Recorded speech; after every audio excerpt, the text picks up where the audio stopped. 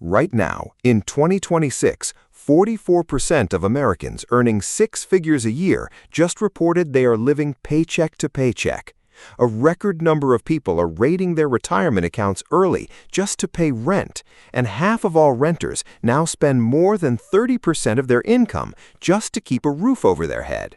If you feel like the math of being a normal American doesn't add up anymore, you aren't imagining it. The middle class isn't just shrinking, it has split in two. The first check that's been canceled is the house. The median home in America now costs over $416,000, while the median household income is around $83,000. That's a price-to-income ratio of 5.0. In the 1980s, that ratio was 3.5. But the hidden killer isn't just the price, it's the carrying cost. In states like Florida and Texas, home insurance premiums have spiked 40% in just 2 years, and property taxes are recalibrating at levels the average salary simply cannot sustain. The starter home is officially extinct. We are living through a lock-in crisis, where 80% of homeowners have mortgage rates below 5%, while today's rates are hovering above 6.5%. No one is moving, the market is frozen, and the average family is forced to rent at a median price of $2,000 a month that takes nearly 40% of the median income before you even buy a single gallon of milk. This brings us to the second canceled check, the retirement fund. In 2025, a record 6% of Vanguard 401k holders pulled money out early, triple the pre-pandemic rate. They aren't buying boats, they are trying to avoid foreclosure or pay for medical bills. My name is Max, and here at Springfield Wealth, we've been digging into why even those doing everything right are struggling. What's alarming is that for the first time, 401k loans are being used to cover basic utilities. We've privatized retirement, then made the present so expensive that we're forced to steal from our future selves just to keep the lights on in 2026. The third check is the emergency fund, which has been replaced by the invisible debt trap. Only 63% of adults can cover a $400 emergency in cash. The rest? They're turning to credit cards with 23 APR, or more dangerously, buy now, pay later services. This is what economists call shadow debt. In 2026, Americans aren't just financing Pelotons, they're using Affirm and Klarna to finance $18 Big Mac meals and $100 grocery hauls. When you have to finance a sandwich, the math is officially broken.